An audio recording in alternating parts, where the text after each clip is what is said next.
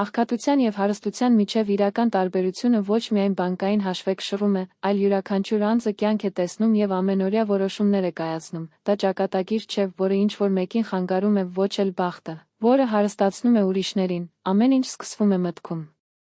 Դա կարող է լինել մի ծանրություն, որը քաշում է ներքև կամ լծակ, որը քշում է։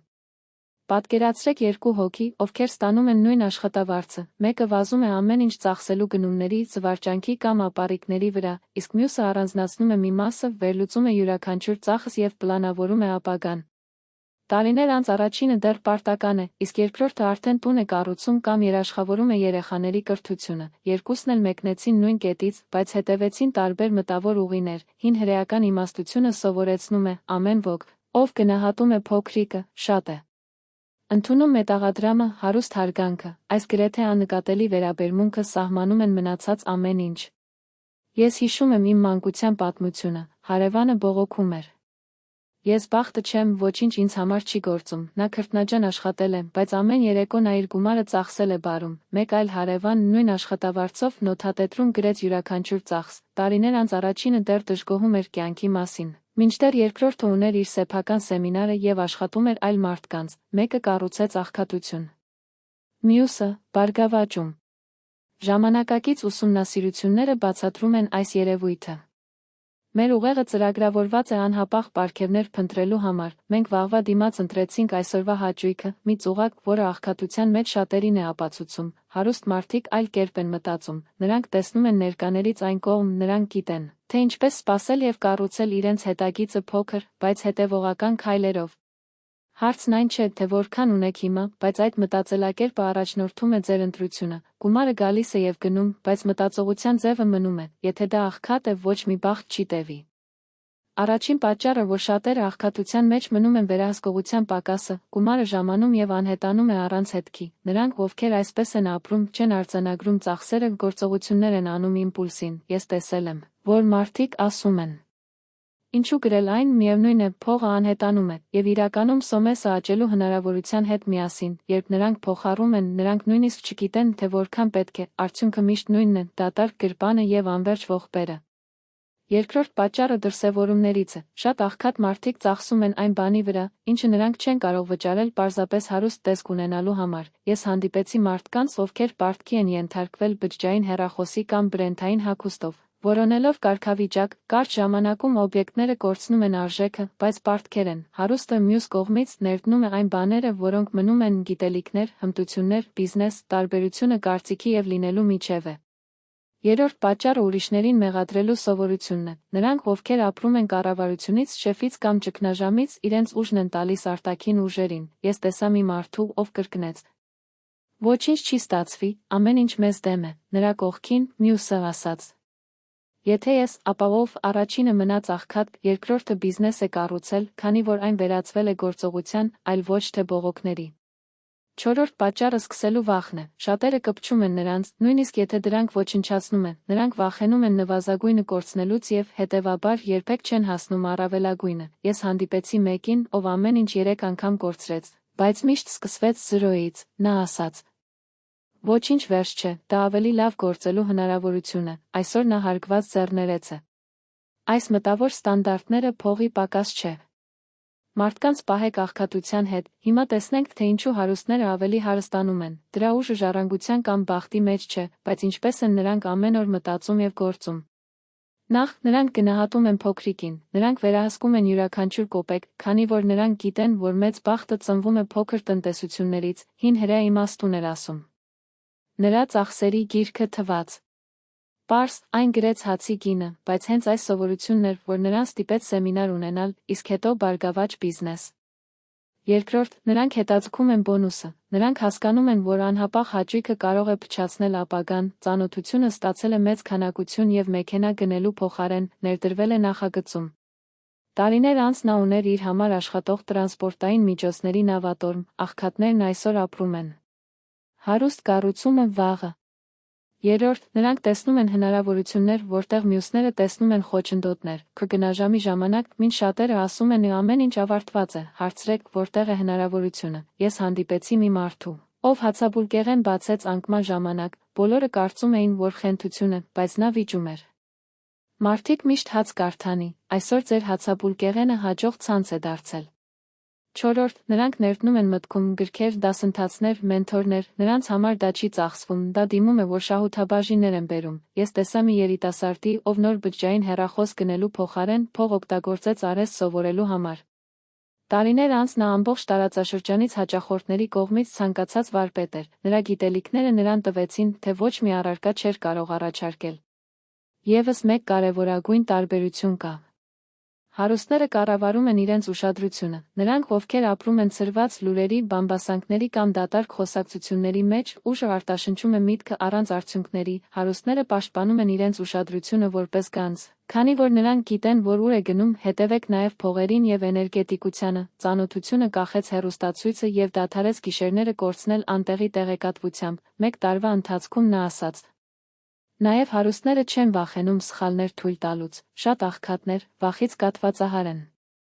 Ինչ կլինի, եթե այն սխալ է ընթանում, ինչ կլինի, եթե կորցնեմ, այսպիսով նրանք կորցնում են ամեն ինչ առանց նույնիսկ փորձելու, հարուստները սխալ են տեսնում որպես ուսուցման մաս, ես հանդիպեցի մի տղայի, ով 3 անգամ սնանկացավ, բայց յուրաքանչյուր անկումից բարձրացավ, այսօր նա ասում է, ամեն գայթակղություն թանկ էր, բայց յուրաքանչյուրը ինձ ավելի իմաստուն դարձավ։ Մեկ այլ առանձնահատկություն իմանալն է, թե ինչպես կանգ առնել, նրանք հասկանում են, որ առանց դադարների մարմինն ու միտքը սպառվում են, որոշ ավանդույթների մեջ, ինչպիսիք են շաբաթը, մի օր աղմուկից անջատվելու և ինքնուրույն նորից միանալու համար։ Դա շքեղ չէ, անհրաժեշտ է, մի գործարար, որը ես գիտեի խստորեն վերապահված մեկ շաբաթվա ընթացքում հանգստի օր, դա ծիծաղեց նրան։ Դուք ժամանակ եք վատնում, բայց հենց նա էր, ով առավելագույնս աշխատել էր, քանի որ պահպանել է իր ուժը և լուսավորությունը։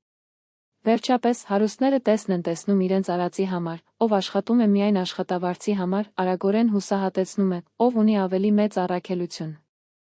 Ինչպես կառուցել ժառանգություն երեխաների համար։ Գտեք ուժ նույնիսկ դժվար պահերին, իմ ընկերն ասաց։ Ես խանութ չեմ ստեղծում, ընտանիքի համար ապագա եմ կառուցում, այս տեսակետը նրան շարժման մեջ պահեց։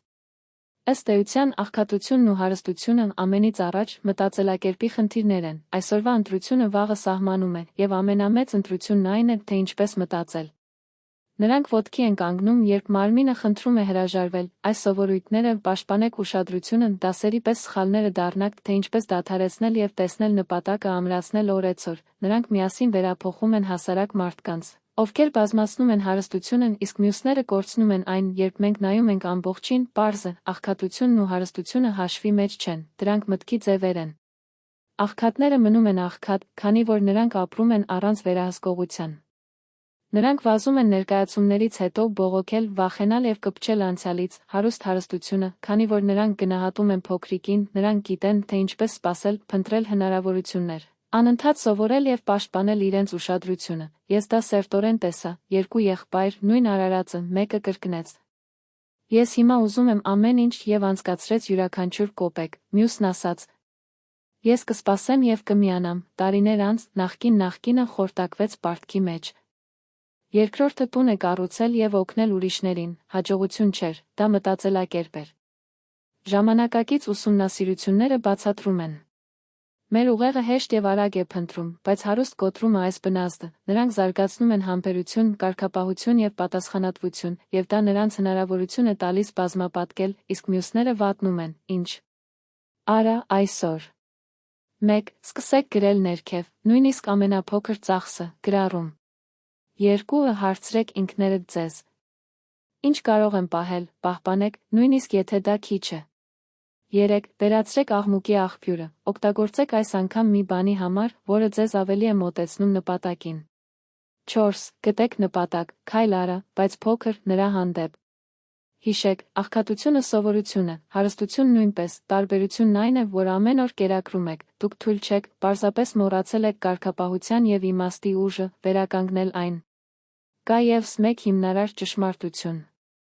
Աղքատներն ապրում են ուրիշների կանոններով, նրանք թույլ են տալիս բանկերը թելադրել, թե ինչպես ծախսել, գովազդը որոշում է, թե ինչ գնել, վախենալով որոշումներ կայացնելու համար, հարուստները գրում են իրենց սեփական կանոնները, նրանք հարցնում են.